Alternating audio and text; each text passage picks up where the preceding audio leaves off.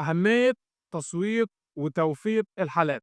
تخيل معايا إن كل حالة دخلت عيادتك تقدر تحكي لك حكايتها، بس أنت ما سجلتش من الحكاوي دي ولا كلمة. دلوقتي بعد 3 سنين طبيعي هتبقى مش فاكر غير إنك كنت عامل شغل حلو، بس فين الدليل؟ فين الصورة اللي كانت ممكن تمضي اسمك؟ في الحلقة دي هتفهم ليه لقطة واحدة ممكن تغير مستقبلك المهني كله. خلوني بس الأول أرحب بيكم وأقول لكم مساء الخير عليكم وأهلا ومرحبا بيكم وحلقة جديدة من نينجا دينتست. معايا دليل دكتور سنان صحيح بس نينجا. قبل ما أبدأ الحلقة عايزك تعمل متابعة ولايك وشير وحركة الإكسبلور وإضافة للمفضلة وكل الحاجات الجميلة دي عشان تشجعني أستمر وعشان تكبر أسرتنا ببعض سوا. ولو عايز تتكلم في حاجة سيبها بتعليق وتابع الحلقة للآخر عشان كما هي العادة مجهز لك مفاجأة لطيفة آخر الحلقة. ليه أغلب الدكاترة ما بيصوروش شغلهم بشكل احترافي؟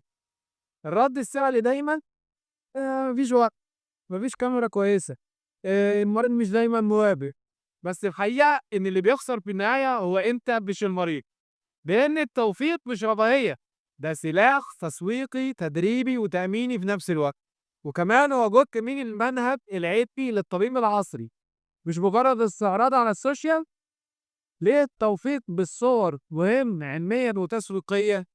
لما بتخلص حالة صعبة وتقول لنفسك كان نفسي أصور قبل وبعد، اعرف إنك فوتت على نفسك 3 حاجات أساسية: دليل علمي يثبت نجاحك وجودة شغلك، مادة تعليمية تقدر تراجعها أو تدرب بيها فريقك، أداة تسويقية جبارة تبني ثقة المريض فيك.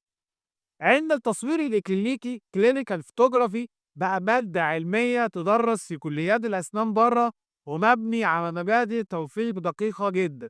كل حالة بتدخل عيادتك تعتبر بيانات علمية قابلة للتحليل، والصور بتخدم 4 أغراض رئيسية: diagnostic reference تساعدك على تحلل الوضع قبل العيادة وتوفق التغيرات بدقة. تريتمنت بلاننج الصور الجيدة بتخليك تشارك الحالة مع فريق أو معمل من غير ما تفقد بيانات.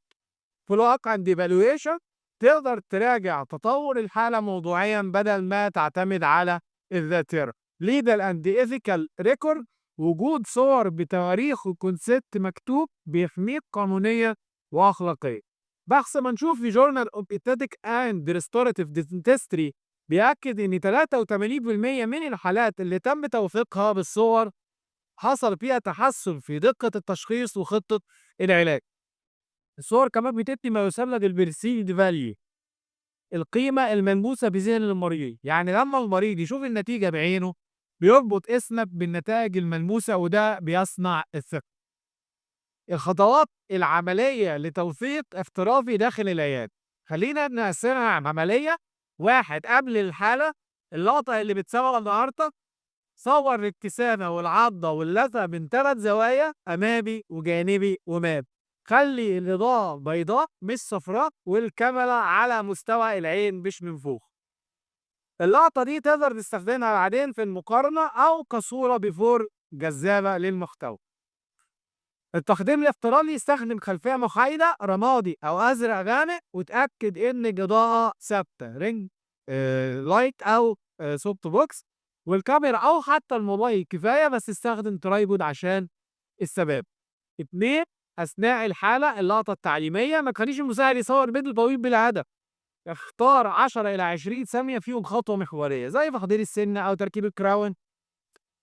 الفيديوهات القصيرة دي ممكن تستخدمها بعدين للتعليم أو التوثيق أو حتى رد الشكاوى.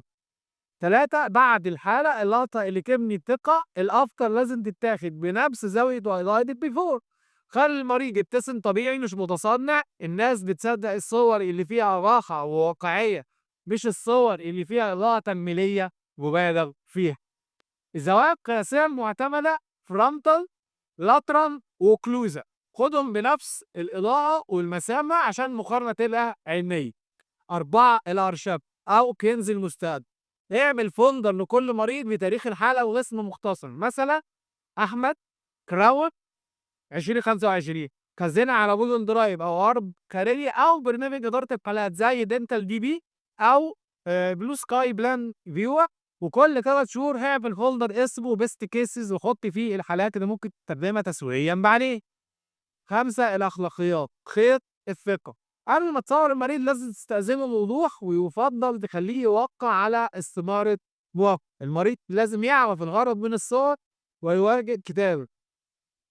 ده بيدّيك قانونيًا أخلاقيًا وميزان لاحترام المريض ليك. الخلاصة الصور والفيديوهات مش مجرد محتوى، دي مراية بتعكس تطوّرك كطبيب وبتبني ذاكرة بصرية لعيادتك تقدر ترجع ليها في أي وقت. التوثيق بصور مش رفاهية، ده علم زائد تسويق زائد ضمان زائد تطوير ذاتي في آن واحد.